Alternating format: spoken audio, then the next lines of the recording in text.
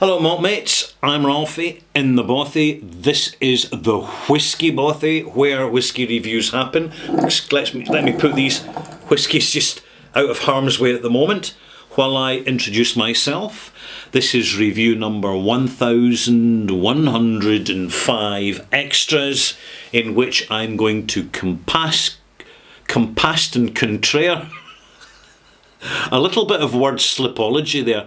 I will contrast and compare two single malts, official bottlings, same age statement, same distillery, but bottled using a different recipe of casks to give a different event, and I'm going to compare and contrast them.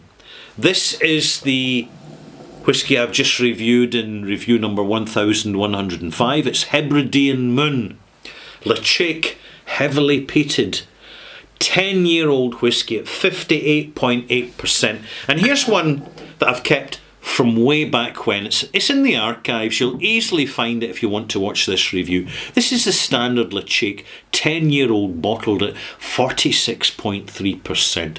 Both these whiskies are integrity presentations. They're both not chill filtered, and both of them have not received E150A artificial factory produced caramel colourant, which is introduced to many supermarket whiskies and big brand whiskies around the world just to make the whisky look darker and tastier for the sake of lazy consumers who don't stop to actually spend time smelling and tasting because they're too busy lazily consuming the product and not bothering about the experience. So bad, so sad, too bad, never mind, it's real life. On this channel, we don't just wax lyrical about the fruity whatevers, about big brands and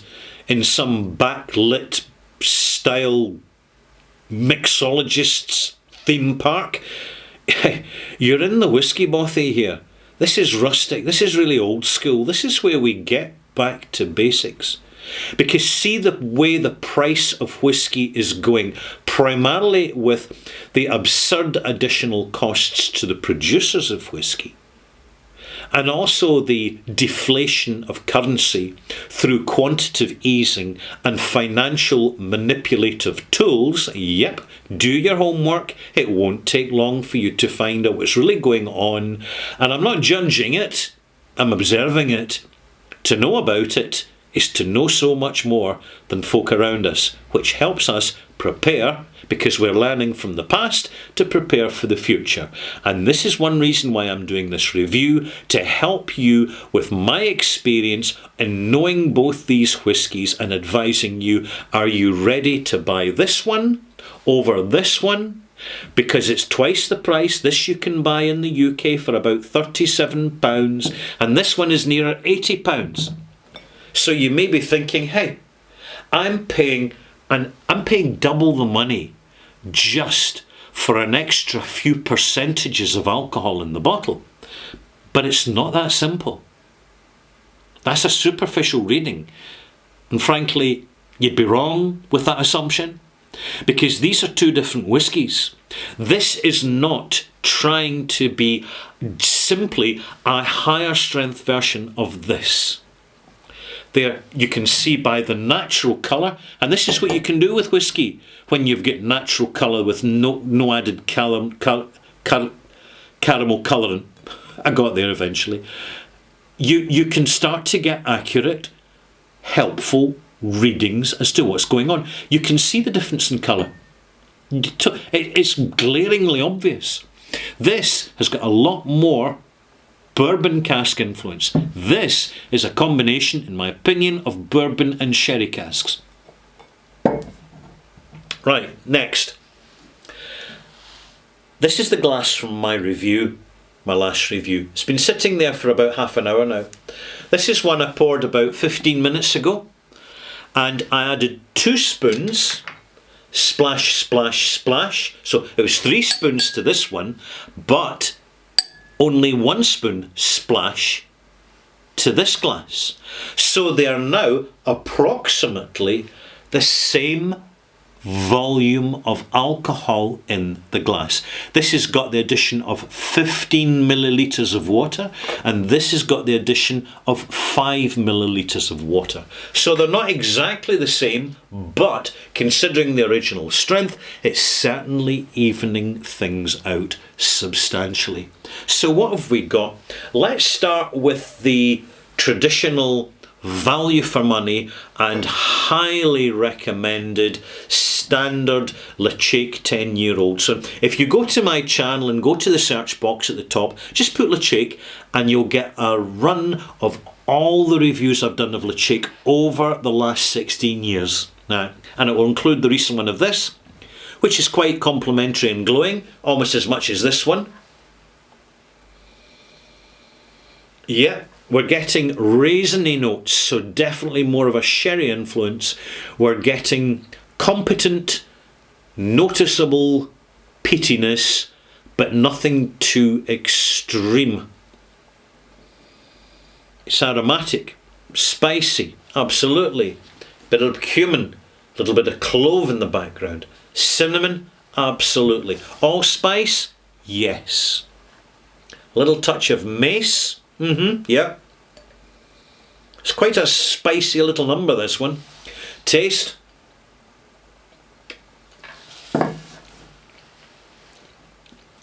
Sweet and sour. More sweet than that. More raisiny. More rounded. Softer.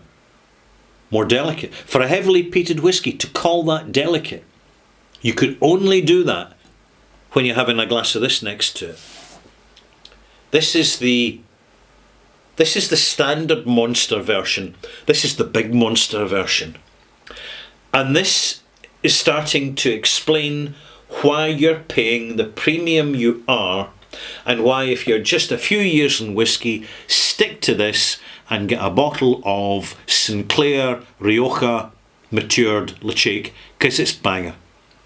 But after about 5 years or so, particularly if you love that big peat effect, this is what you're going to go for. It's worth the reach. It's roughly what you would expect to pay for an independent bottling.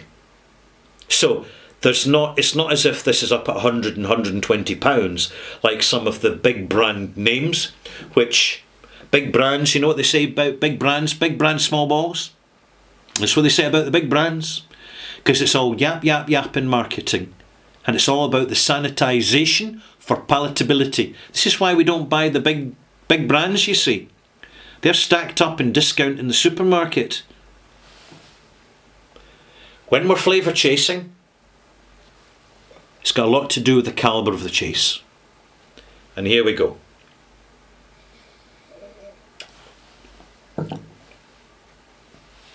Sharper.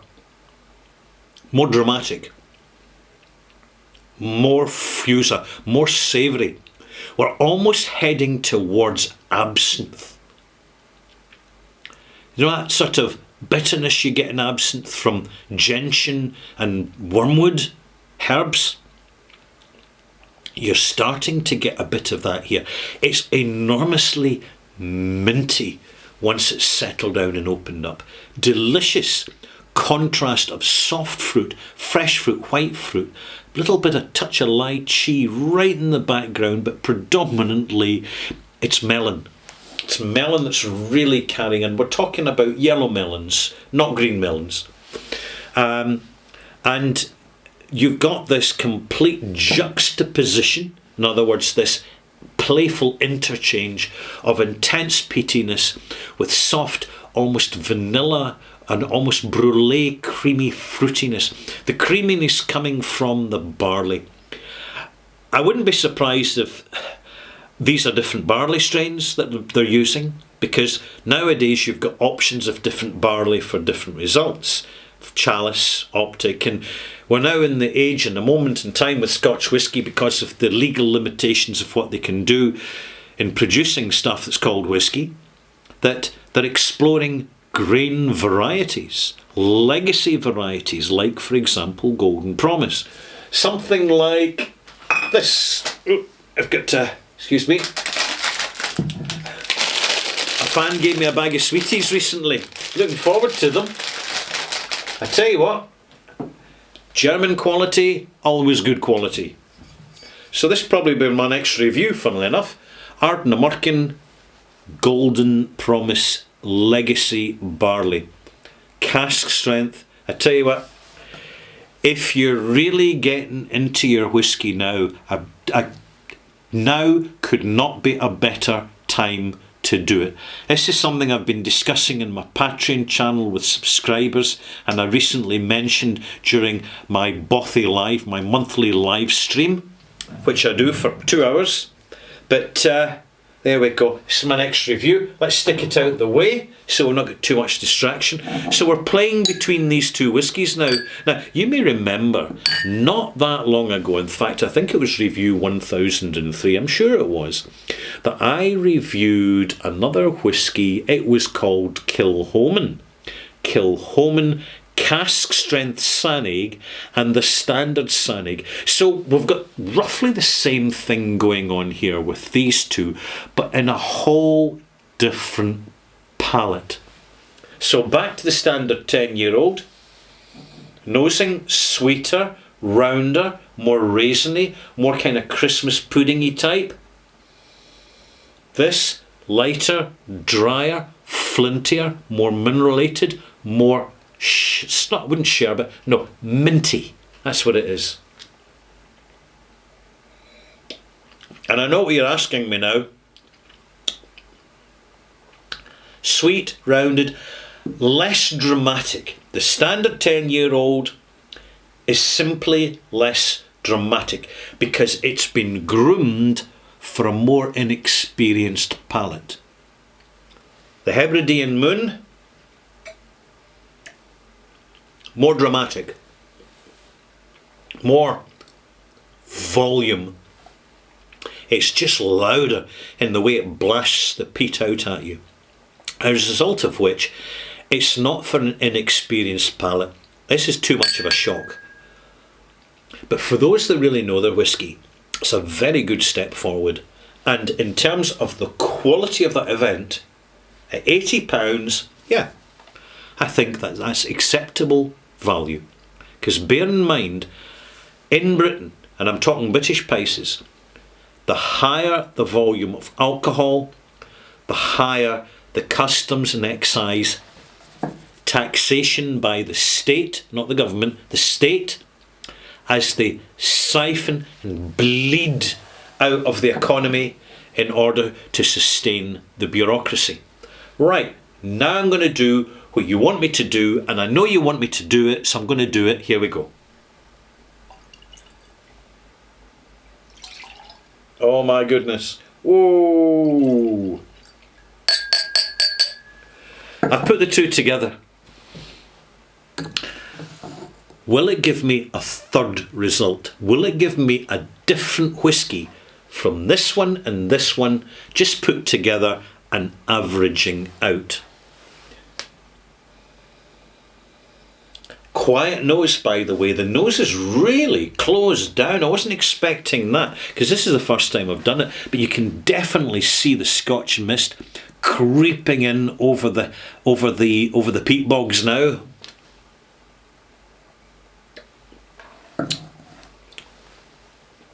Yeah, oh, absolutely. Funnily enough, this reminds me of Ardmore back in the 1980s and 1990s, when it was a key component of the Teacher's blended whisky. In fact, one single malt made up 45% of the entire volume of Teacher's blended Scotch, which is why it's still around today, living off previous glories that no longer exist, unfortunately. But I tell you what, well worth finding these old quality blended whiskies at auction so you get a taste of yesteryear. But what's the conclusion of putting the two whiskies together? Are they the sum of the parts? No. As usual, we're getting something extra. And I have to say, it's delightful. And it's a joy to be sharing this with you. Because I know you're interested. Otherwise, you wouldn't be watching. Which makes sense.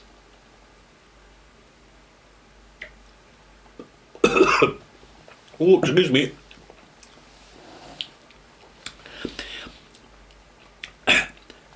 Gingery, biscuity, shortbready arrival goes really sooty, very mineralated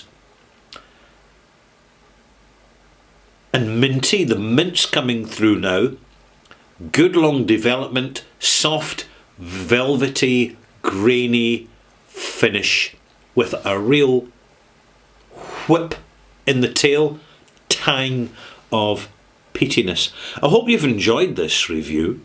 This is extras, you see, it's not a standard review.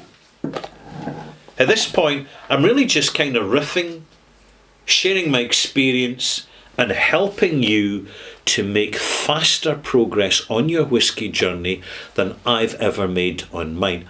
The only difference between us is you've probably got a better palate, but I've been drinking whisky for longer. There you go. See you soon.